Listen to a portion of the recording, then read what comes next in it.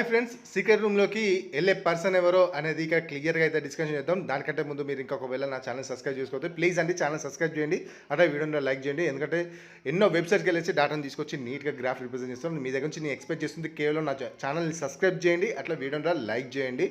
Okay friends, secret రూమ్లోకి ఎవరు వెళ్తారు అనేసి ఇక క్లియర్గా అయితే డిస్కషన్ చేస్తే మణికంఠ వెళ్తాడని చెప్పాలి. అయితే మణికంఠకి మాత్రమే, ఎందుకంటే నిన్నటి షోలో మీకు క్లియర్గా చూస్తే డేంజర్ జోన్లో ఉన్నాడు కంపల్సరీ అని నాగార్జున చెప్పడం జరిగింది.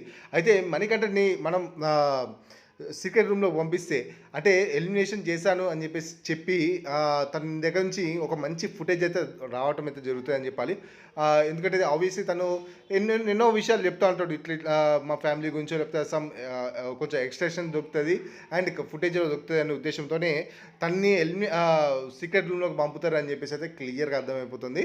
అయితే తను కొంచెం బిత్తిరిగా మాట్లాడటం వల్లనే సీక్రెట్ రూమ్లోకి తను పంపిస్తున్నాడని క్లియర్గా చెప్పుకోవచ్చు. ఎందుకంటే ఒక మంచి ఫుటేజ్ వస్తుంది అనే ఉద్దేశంతోనే తను పంపిస్తే కొంచెం ఉంటుంది, కంటెంట్ వస్తుంది అనే ఉద్దేశంతోనే తలుస్తున్నారని క్లియర్గా అయితే అర్థమైపోతుంది.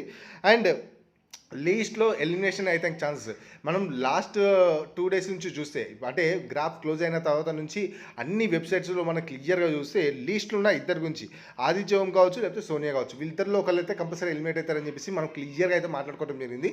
అయితే ఇంట్లో వచ్చేవారికి ఈ వారం మనకి 100% సోనియా ఎలిమినేట్ అవుతుందని చెప్పాలి. అయితే మన గ్రాఫ్లో చూస్తే సోనియా లీస్ట్ నుంచి సెకండ్ పొజిషన్లో ఉన్నదని చెప్పాలి. అయితే సోనియా ఎలిమినేట్ అయితే కారణం అయితే నిన్నటి షోలో మనం చూస్తే తనకు భారీ ఎత్తుగా, అంటే తనకే కాదు నిఖిల్ కావచ్చు, పృథ్వీ కావచ్చు, సోనియా కావచ్చు, వీళ్ళకి భారీ ఎత్తుగా నెగిటివిటీ తీసుకొచ్చుకున్నారు. అంటే ఒక గ్రూపిజం చేస్తున్నారు అన్నట్టుగా క్లియర్గా అయితే మనకి షోలో అర్థమైపోయింది. సో ఈ విధంగా మనం అన్ని బేసెస్గా అన్నితో కంపారిజన్ చేసుకుంటే సోనియా ఎలిమినేట్ అయితే ఛాన్సెస్ ఎక్కువ ఉన్నాయని అర్థమవుతుంది. అండ్ ఓటింగ్స్ చాలా తక్కువ వచ్చాయని క్లియర్గా అర్థమైపోతుంది. అయితే పృథ్వీ సేవ్ అయితే లేకపోతే ఒక రీజన్స్లో ఉన్నాయి, కొన్ని రీజన్స్ వచ్చేవారికి ఇక్కడ మనకి విష్ణుప్రియకి సంబంధించిన ఓటింగ్స్ పృథ్వీకి పడటం జరుగుతున్నాయని చెప్పాలి. అండ్ నిఖిల్ అయితే నామినేషన్లు లేడని చెప్పుకోవాలి. అయితే సోనియా ఒకటి ఉంది, అండ్ సోనియాకి ఒక నెగిటివిటీ తను 2 weeks నుంచి తీసుకొచ్చుకుంటున్నది అని చెప్పాలి. తను వచ్చేవరకు నవిల్తో గొడవ పెట్టుకోవటం కావచ్చు, అండ్ నామినేషన్స్లో గ్రూపిజంగా చేయటం కావచ్చు. సో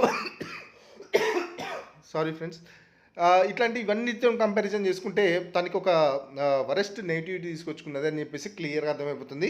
అయితే ఫస్ట్ పొజిషన్లో ఉన్నది నబిల్ అని చెప్పాలి. నబిల్కి వచ్చేవారికి భారీ అయితే ఓటింగ్స్ వస్తున్నాయి. అండ్ నిన్న షోలో ఆయన సేవ్ కావడంలో జరిపోయింది.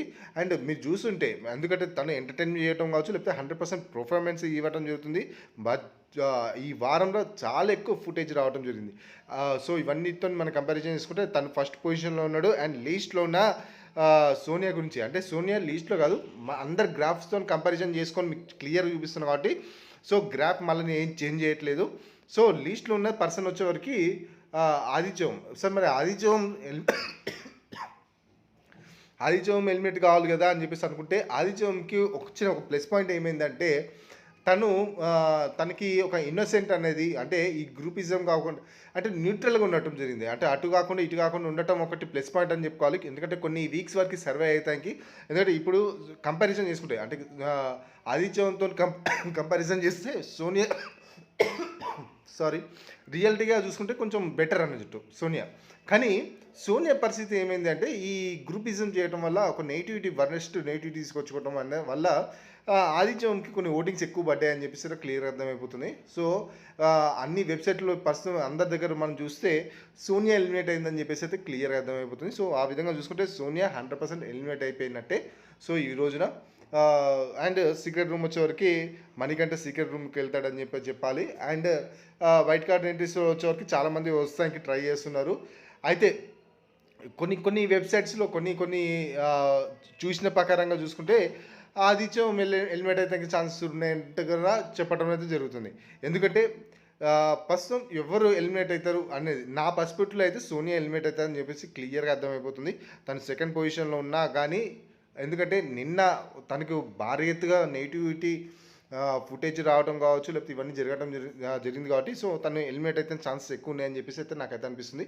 మీ ఉద్దేశంలో ఎవరు ఎలిమినేట్ అవుతారు అనుకుంటున్నారు కింద కామెంట్ బాక్స్ మెసేజ్ చేయండి. అండ్ ప్లీజ్ వీడియోని లైక్ చేయండి, ఛానల్ సబ్స్క్రైబ్ చేయండి. Okay friends, bye bye.